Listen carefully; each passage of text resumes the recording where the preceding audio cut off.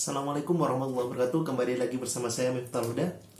Pada kesempatan ini kita akan berbincang terkait masalah bola. Karena di episode sebelumnya kita sudah ngupload terakhir di vlog bicara tentang bola 2 bulan yang lalu sebelum pandemi menyerang, yang mana mematikan atau jeda sementara liga-liga di seluruh dunia. Dan ternyata pada bulan-bulan ini, bulan Juni, bahkan di Liga Jerman pun sudah bermulai sebelum bulan Juni, 1 minggu sebelum bulan Juni. Nah, di bulan Juni ini, khususnya di pertengahan bulan Juni, liga-liga seperti Liga Spanyol, bahkan Liga Inggris itu akan mulai. Liga Spanyol pun sudah mulai di pekan kemarin. Di pekan kemarin sudah mulai, dan Liga Inggris pekan ini dimulai dengan nanti malam. Laga nanti malam adalah laga pembukaan Liga Inggris setelah pasca pandemi.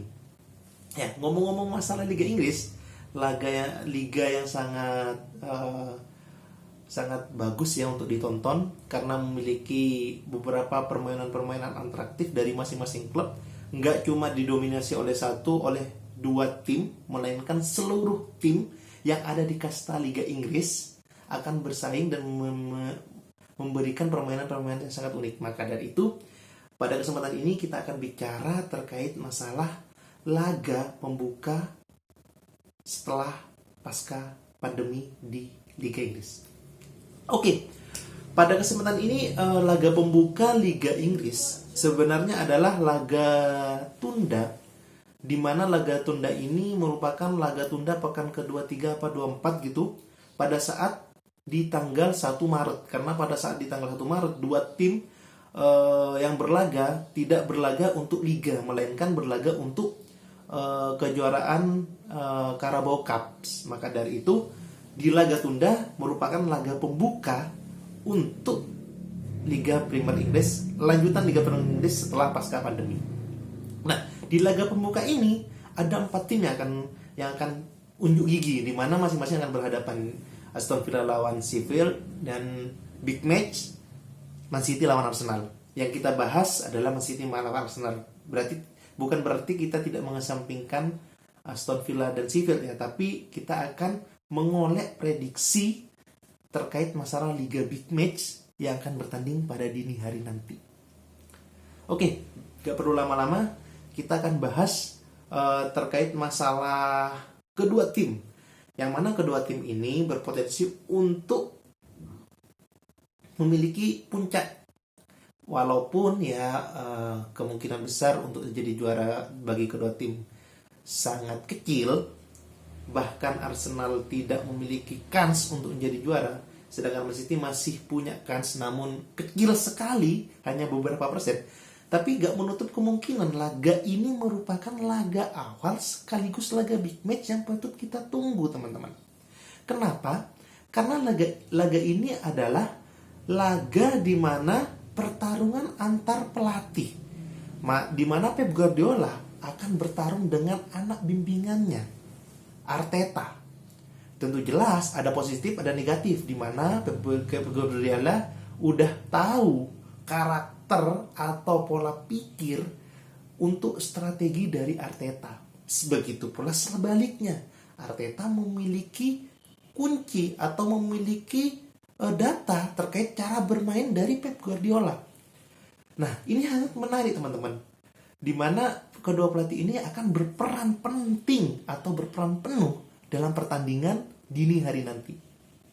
Nah, kalau kita bicara tentang pelatih, tentu jelas pada pertandingan sebelumnya atau pertandingan Arsenal lawan City di pekan pertama di musim pertama sebelum pertengahan musim, City menang. Pada saat itu memang Arsenal dilatih oleh Unai Emery, di mana Arsenal masih down-downnya itu karena mungkin menyatukan juga ya Unai Emery, sehingga permainannya sangat buruk dan bisa dimenangkan oleh City dalam pertandingan tersebut. Nah, untuk saat ini tentu jelas Arsenal memiliki kans lebih untuk memperoleh kemenangan. Selain mereka butuh kemenangan untuk masuk ke Liga Champion, mereka juga memiliki ambisi, terutama dari segi pelatih, di mana pelatih ini sebagai anak bimbingannya akan membuktikan bahwa dia bisa bermain dan bisa mengalahkan yang menciptakannya. Kayak gitu ya bahasanya.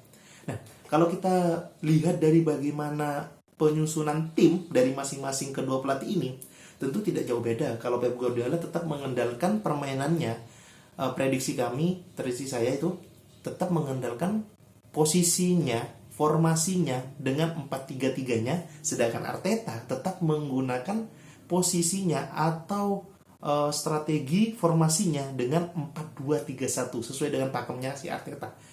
Nah, kalau kita lihat dari 4-3-3-nya City, di mana dihuni oleh beberapa pemain yang menurut saya pemain-pemain ini akan menampilkan permainan yang sangat bagus. Kita lihat dari segi kiper, akan ada Ederson.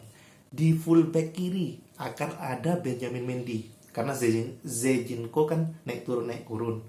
Kemungkinan Benjamin Mendy akan main. Terus di lini tengah, karena Laporte sudah fit, kemungkinan tidak akan cedera, dia akan dimainkan, entah diduetkan dengan John Stone maupun diduetkan dengan Otamendi ataupun Fernandinho.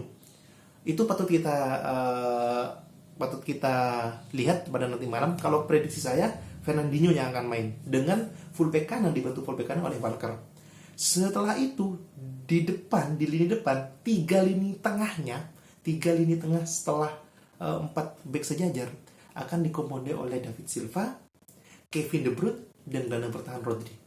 Ketiga gelandang ini akan mengacak-ngacak pertahanan Arsenal, yang mana 3 lini tengah ini akan membantu penyerangan dari Man City dan membantu para penyerang di Man City dengan wing kiri atau sayap kiri Sterling dan sayap kanan Bernardo Silva dengan striker Aguero. Prediksi ini apabila diterapkan, kemungkinan akan lebih besar chance untuk menang dari Man City dengan beberapa pemain yang sangat di atas rata-rata. Tapi tidak menutup kemungkinan bahwa Arsenal akan memakai strategi G2 atau strategi yang unik untuk mengalahkan Man City dengan 4-3-3-nya. Tetap kiper akan mengandalkan Leno di situ. Terus fullback kiri akan mengandalkan pemain yang sangat bagus, yaitu Bakayoko Saka. Bakayoko Saka ini adalah pemain muda yang sangat potensial. Walaupun dia posisinya adalah penyerang kiri, tapi dia di back itu sangat bagus. Terus dibantu lini tengah Sokratis, entah dengan Mustafi, entah dengan pemain baru yang baru dibeli di pertengahan musim, itu memungkinkan untuk dimainkan berganding dengan Sokratis. Terus di back kanan akan ada Berelin yang akan menghentikan penyerangan dari Sterling. Sedangkan di 2 jangkar mereka, 4-2-3-1, 2 jangkar mereka atau 2 DM mereka, akan saya prediksi itu ada Granit Xhaka di situ, karena permainan Granit Xhaka ini cocok untuk Arteta di Arsenal. Sedangkan pasangan dari ini bisa Tosera, bisa Gondozi, tapi saya akan memasang Gondozi di sini karena Gondozi memiliki stabil untuk menyerang, stabil untuk nahan bola, dan stabil untuk menjaga pertahanan. Terus yang kedua, di lini depan setelah 2 gelandang bertahan ini, atau lini kedua second line dari Arsenal, akan dihuni oleh pemain-pemain yang memiliki kecepatan dan kecerdasan. Kalau dari sisi kanan ada Nicolas Pepe, yang mana kita tahu kecepatannya di atas rata-rata. Di kiri ada Aubameyang, yang mana memiliki kecepatan dan finisi yang sangat bagus, sedangkan dibantu oleh gelandang serang yang sangat kreatif, yang sangat bagus, memiliki pemikiran visioner yang sangat bagus, yaitu Mesut Ozil. Sedangkan lini depannya adalah Lacazette. Jika ke lini 2 dan lini strikernya itu berjalan dengan lancar, dibantu oleh gelandang bertahan yang sangat sporadik, bisa-bisa Man City keteteran. Ini kuat-kuatan antara pemain lini tengah yang dimiliki oleh kedua masing-masing, karena porosnya dari kedua pelatih ini adalah bagaimana lini tengah main untuk menciptakan kans, untuk menciptakan peluang, untuk menciptakan momen sehingga menjadi gol. Kita lihat saja lini tengah mana yang akan menjadi momok antara satu dengan yang lainnya. Apakah trio dari Man City ataupun dari 2 gelandang bertahan plus gelandang serang dari Arsenal. Kita lihat aja. Ngomong-ngomong masalah prediksi, gak afdol apabila kita tidak bicara tentang skor. Kalau melihat permainan, tentu jelas saya prediksi Man City akan lebih tinggi penguasaan bolanya daripada Arsenal. Tapi kalau berdasarkan skor, ini tidak berbanding, sebenarnya tidak berbanding terbalik jauh. Tapi menurut saya prediksi skor untuk pertandingan laga nanti malam antara 1-0 untuk Man City atau 2-1 untuk Man City. Yang penting kita lihat prediksinya, yang penting kita lihat permainannya, kita buktikan bahwa Arsenal dan Man City merupakan tim yang patut kita tonton dan patut kita lihat kontribusinya untuk musim setelah pandemi ini. Mungkin itu yang saya sampaikan. Mudah-mudahan ini menjadi prediksi teman-teman untuk melihat pertandingan pada dini hari nanti. See you guys.